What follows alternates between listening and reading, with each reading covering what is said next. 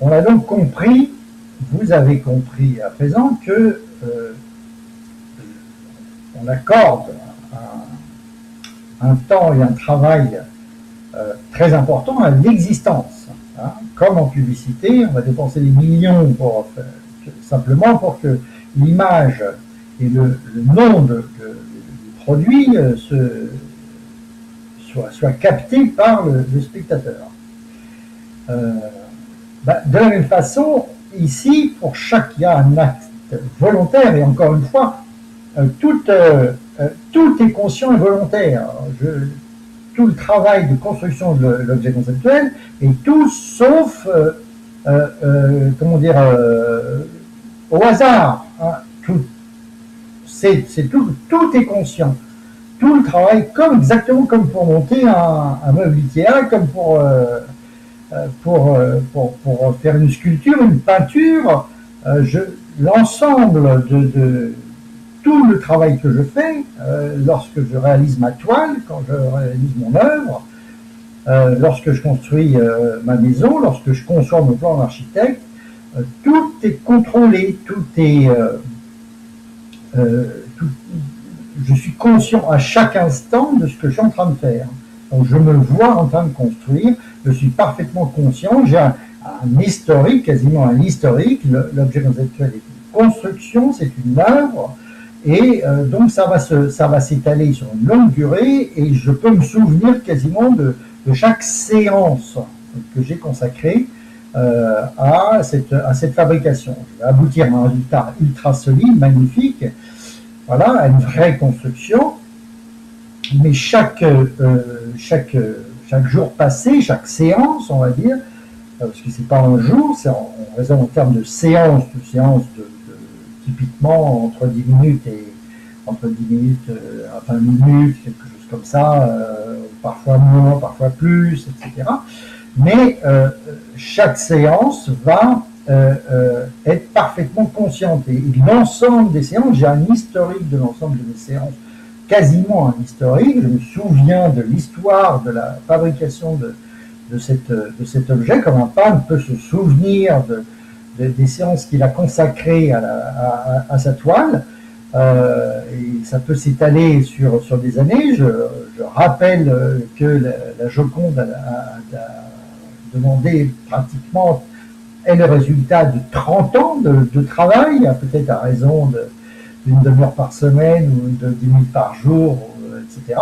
Mais ça a été un travail qui s'est étalé sur des années avec un résultat, effectivement, qui fascine encore beaucoup de monde aujourd'hui, hein, qui a été le cadeau royal de Léonard de Vinci à François Ier, à la France.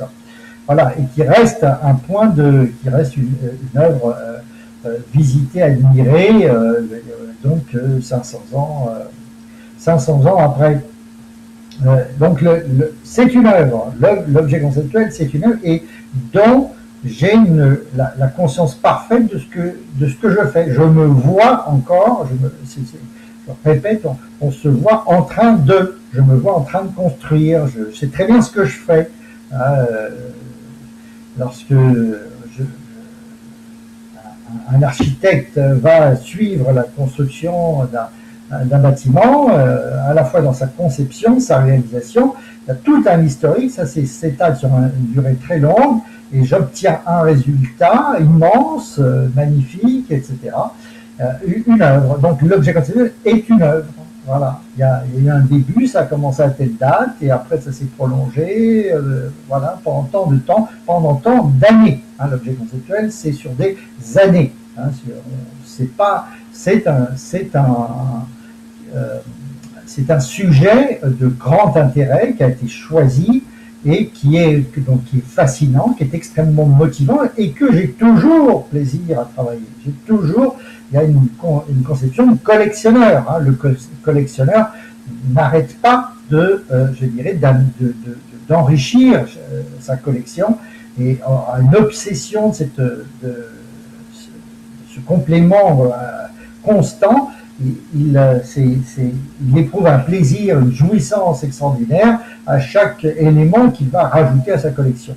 Eh bien, c'est la même chose. Moi, si j'ai un plaisir, il faut avoir un plaisir, et vous aurez un plaisir, et voilà, intense, à ajouter un élément ici, un élément là, et à chaque fois à voir que c'est de plus en plus réverbérant, de plus en plus réfléchissant, de plus en plus lumineux. Il y a tout un jeu de lumière, et que là, vous avez l'impression à la fin, et à chaque fois, je veux dire, une impression de gain, et de gain substantiel en sensation, parce que c'est une œuvre sensationnelle. Le sens c'est tout sauf ennuyeux. Hein. L'objet conceptuel est joyeux dès le premier jour, et il est rigolo. On va se faire plein de sous avec. C'est la super frime, c'est le super diamant, c'est le super bijou, etc. Donc il n'y a pas une séance qui ne soit pas intense, et une séance qui ne soit pas jouissive. Quand on voit Nadal taper la balle, à chacun de ses matchs, on sent qu'il éprouve un très grand plaisir à chacun de ses endroits, à chacun de ses coups. Et pourtant, ça va faire 30 ans qu'il fait ça depuis l'âge de 5 ans, il doit en avoir 30. 25, je sais pas, donc ça fait plus de 20 ans qu'il tape 3 heures par jour dans sa balle, et ça fait, on voit qu'il continue à être passionné à améliorer son geste, voilà, et à porter son coup droit, à porter son revers, avec plein de variations, parce que finalement, son geste est un geste infiniment complexe. Même le sauteur à la perche, etc.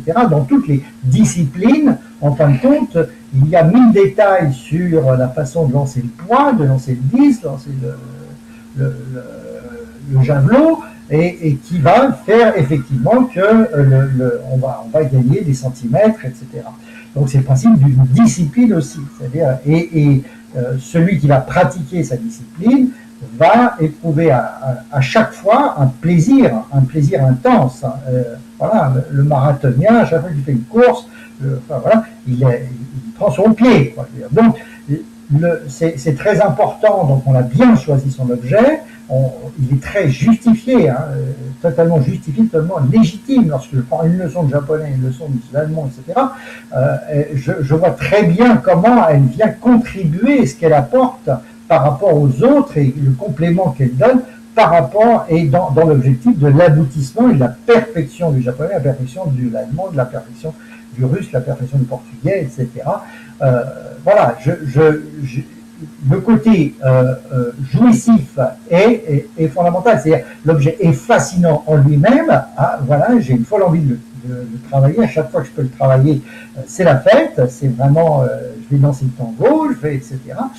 C'est un véritable événement, et à chaque fois, il se passe plein de choses. Hein, il y a plein de surprises, et il y a plein c'est rigolo, et c'est plein de nouveautés, c'est plein de sensations. C'est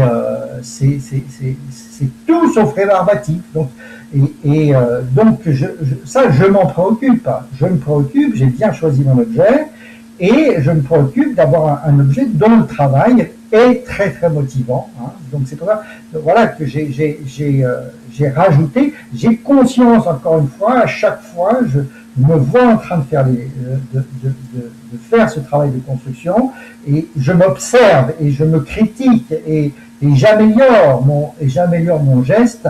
Hein, l'objet parfaitisé petit à petit, consciemment, volontairement, de cette façon-là, séance après séance, le plus possible, pour la vente, c'est-à-dire pour le produit fini qui va assurer un service fantastique, extraordinaire, bluffant, frimant. Voilà, c'est le diamant. Je porte un diamant, et chaque diamant envoie les éclats, etc. C'est la frime superbe. Et ça suscite à la fois ma fascination quand je le fabrique, et la fascination des interlocuteurs lorsque je vais leur communiquer ce diamant. Lorsque je vais leur faire le don de cette connaissance, quand je vais leur faire visiter l'objet conceptuel, et qui vont en être, je dirais, tout esbobie et emporté. Hein. Le conteur est un homme fascinant que tout le monde regarde avec les yeux écarquillés et qui vous emmène dans un univers. Le conteur était toujours très apprécié, hein, et c'était quelque chose d'extraordinaire. À chaque fois que le conteur venait, à toutes les époques, hein, depuis 100 000 ans, et ça, on le fait encore aujourd'hui, le conteur transporte ses interlocuteurs dans un monde, dans un univers qui est un univers lumineux, merveilleux, etc. Donc c'est très important. Donc dans mon observation de ce que je suis en train de faire, je me préoccupe effectivement de cette dynamique, de cet intérêt. Si l'objet ne m'intéressait plus, ou pas, ou moins, ça n'arrive jamais. Enfin, on va dire en pratique, ça n'arrive jamais. Faut vraiment qu'il soit nul. À ce moment-là, j'aurais pas choisi au départ. Et c'est de dire que je l'ai mal motivé. J'ai pas trouvé à quoi il servait. Donc, effectivement, si je rajoute un texte de plus dans mon apprentissage d'une langue, mais que ce texte n'apporte pas grand-chose, il va être ennuyeux. Je vais pas être motivé par son apprentissage. Il n'apporte pas suffisamment de nouveautés, de surprises, et donc je ne vais pas m'en occuper. Donc, l'objet conceptuel est un objet fascinant, merveilleux, magnifique, splendide, sublime, éblouissant, brillant, étincelant, éclatant, resplendissant. Hein, c'est extrêmement, ce que j'ai déjà dit plusieurs fois, la vie, extrêmement présent, brillant, pétillant, effervescent, bouillonnant, jaillissant, éruptif, explosif. Voilà, c'est bien sûr brûlant, le geyser, la chaudière, le brasier, la fournaise, le volcan, l'orage, la tempête, l'ouragan. Hein, le tourbillon, la tornade, le cyclone, le tremblement de terre, hein,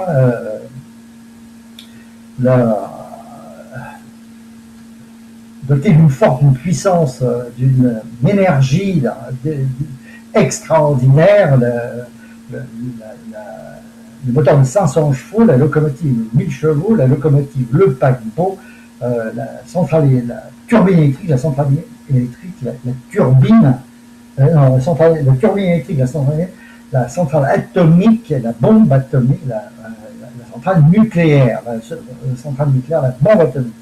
Donc ça, c'est une des listes, hein, bien sûr. Donc voilà, bien fait passer ce message, c'est que non seulement il faut que l'image initiale soit bien répétée, rabâchée, martelée, matraquée, etc. Et le point d'accès, hein, voilà, Perret-Potolet, la chute le tir d'obus, la fusée en dynamique, voilà, les tectoniques des plaques, le Gondwana, la Pangée, le Rodinia, qui a précédé la Pangée, hein, en 750 millions. Voilà, quand on s'intéresse à la Rodinia, on n'avait jamais vu, qui avait déjà eu ce mono-continent qui, en 750 millions à peu près, qui s'est défait et puis ensuite qui s'est refait au moment à peu près du Permien, ça va être, ou du Carbonifère, il faudrait vérifier, vers 250 millions, donc la reconstitution, la reconstitution de la Pangée et ensuite son éclatement. Donc voilà, si la Pangée est fascinante, la Rodinia est fascinante, la constitution de l'isthme de Panama, c'est quelque chose ici de passionnant, parce que les deux continents, l'Amérique du Nord et l'Amérique du Sud, étaient séparés, et finalement on finit par se rapprocher, et la bande du Gondwana, la bande du Panama, pardon, de l'isthme de Panama a fini par se constituer vers, a priori, 3 500 000 millions d'années, et à partir de là, donc, ça a évidemment transformé les courants, puisqu'il y avait entre l'Atlantique actuel et le Pacifique, et ça passait entre les deux continents, et puis d'un seul coup, ça s'est bloqué. Donc du coup, ça a donné lieu à d'autres courants dans le Gulf Stream qui apparemment a provoqué, serait à l'origine de la montée d'une humidité considérable au niveau du pôle nord, d'une part, du pôle sud, d'autre part, et donc aurait favorisé la constitution des inland seas au pôle, et donc une baisse considérable, à partir de là, une baisse considérable du niveau de la mer, du niveau moyen de la mer, euh, voilà, qu'on constate partout, hein, puisqu'on se retrouve avec dans tous les déserts, etc., partout, on se retrouve avec des fonds marins mis à nu, et donc on a eu une baisse considérable par accumulation d'humidité dans les pôles, euh, qui pourrait potentiellement donc venir de cette jonction entre l'Amérique du Nord et l'Amérique du Sud. Voilà, c'est vraiment incroyable, quoi. Donc c'est passionnant, quoi. Voilà. Donc c'est important, très important voilà, de faire attention à ce que je ne choisis pas n'importe quel objet. Cet objet, il va s'élever. C'est une tour Eiffel. Voilà, une tour Eiffel, l'Arc de Triomphe.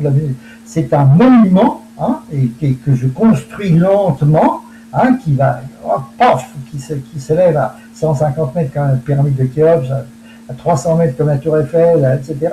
Donc, qui va se constituer, qui va être à un pic, voilà, le symbole de la pyramide, d'ailleurs, qu'on retrouve, et qui va se constituer petit à petit avec une parfaite symétrie, enfin, donc quelque chose qui est absolument magnifique.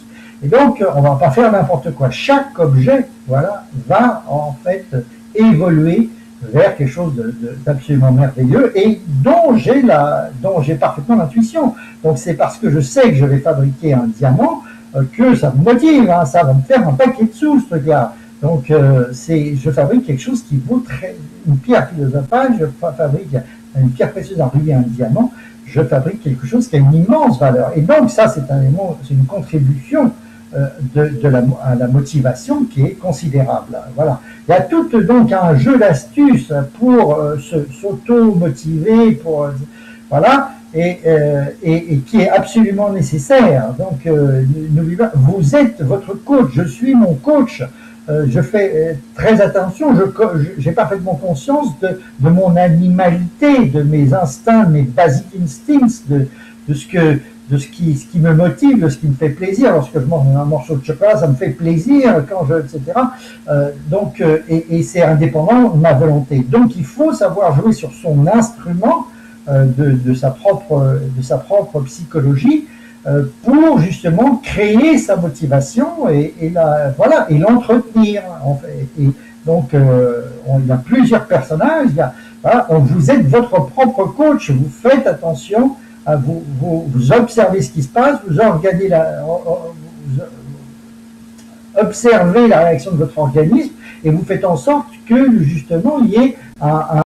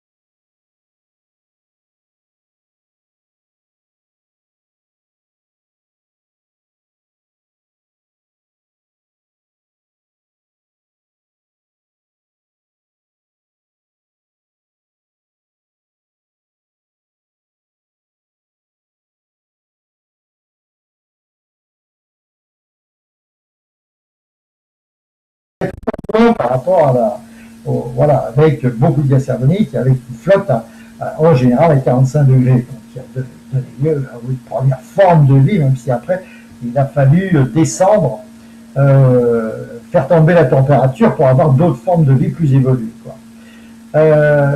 Voilà, donc l'objet conceptuel s'apparente, hein, il faut l'allumer, on allume le feu, et puis après il faut entretenir le feu. Voilà, et dans ce brasier, se produisent des réactions chimiques.